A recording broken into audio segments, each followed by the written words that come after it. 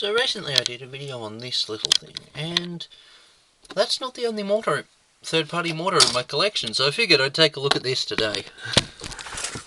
So this was actually my first foray into resin, and boy what a ride it was at the time.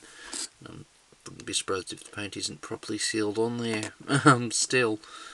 But yeah, this was my first foray into, well, resin, and also into Victoria Miniatures. Now, I have made a few modifications to it, namely the Aquila on the winged Aquila on the winged skull on the thing there, and a little tow hook, so that you can actually tow the thing behind a vehicle. But otherwise, it's pretty stock. Interestingly, it came with extra of the support struts, which is useful because I plan on using them at some point for building a quad mortar or building something else. And you can actually see on the wheel some of the paint has come off just there. But yeah, this is a bit more expensive. If memory serves, while this thing's only $11, I think this thing's like 20 Australian. It's hard for me to tell because Victoria Miniatures don't sell their stuff in AUD. They sell it in USD, which requires currency translation to work out exactly what it is in terms of pricing. But yeah, like it is neat. Would I buy more of this one though?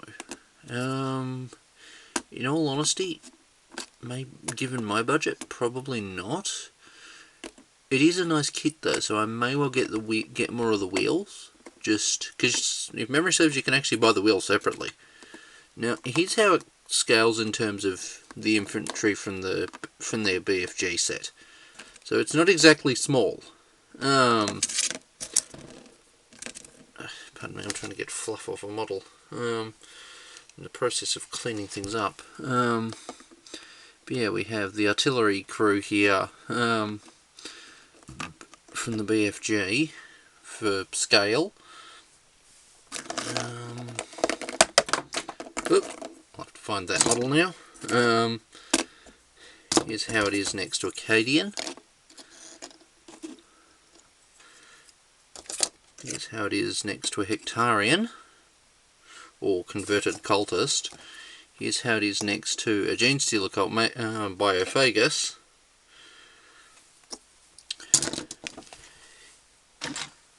Luminous. Is that just paint error? Yeah, it's just paint. Vehicle mode Cybertron Defense Hotshot. Just throwing random things in here and see what you like. Yeah, it's a neat enough little set. In all honesty, their bigger heavy mortars kind of interest me a bit more than getting more of these, because these are kind of meant as mortars rather than heavy mortars, so they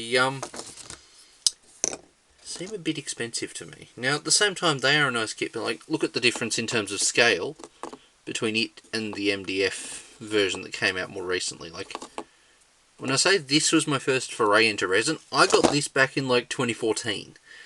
It was my first order from them, and I was like, I like that thing, I want one for my guard to count as a heavy mortar. And later they actually came out with a heavy mortar that looks much more in scale for being a heavy mortar. That being said, I have counted this thing as a heavy mortar many times, not many times, a few times. The amount of times GW changes rulebooks, especially Forge World, makes it hard to work out exactly what rule set to use at the time. Or worse, it's paywalled. I am so glad things like Battlescribe and Warhammerpedia exist, because yeah, Warhammer stuff is ludicrously expensive, especially the books, and especially if you're looking at Forge World. But yeah, anyway, would I say to buy this? Yes, if you're in for dealing with resin, which is actually a lot harder than MDF. I had a little bit of trouble getting paint to stick to this. This thing I didn't clean well enough, apparently, when I worked on it originally, and had issues of the resin not of the paint not sticking to it. Now, admittedly, part of that was because I was using Imperial Technical Primer back then, if I was even priming. And when I say Imperial Technical, I don't mean the spray can version. I mean the horrible paint on. And yes, I will knock it at, every now and then until GW actually makes a better version of it. Like, Vallejo. Is it Vallejo? Yeah, Vallejo make a decent paint on primer. But GW's little Imperial Technical, which I might actually have. Do I still have one? It's actually going to be in use, because... No, I don't actually have one with the label on it. Like, I still use the paint pot as a...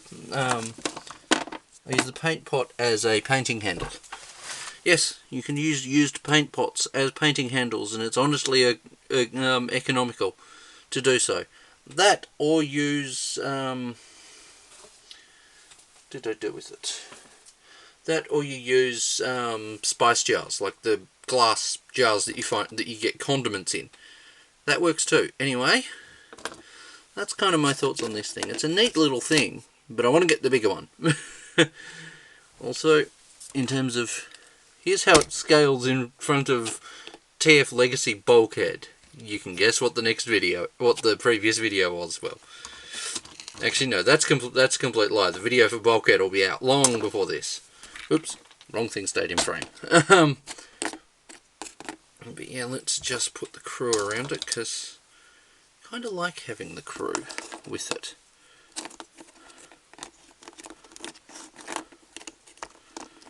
Yeah. We have the Spanner Trooper.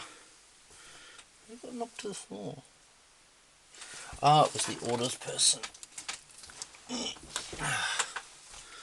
But yes, we have the crew with it, and the officer kind of standing at the back going, "You will fire on my command!" Or, "You will fire on my command!" Alright. Firing solution. Have we plotted the firing solution? Okay then, fire! Anyway, thanks for watching, guys. Guys, girls, and everything in between and else. I'm going to move them out of the way. And just leave that there. So at some point I'll have a few conversion-built Centaur artillery tanks, and that artillery tractors and the little tow hook I made on the back there using a headphone wire will make a lot more sense. Anyway, thanks for watching. Bye.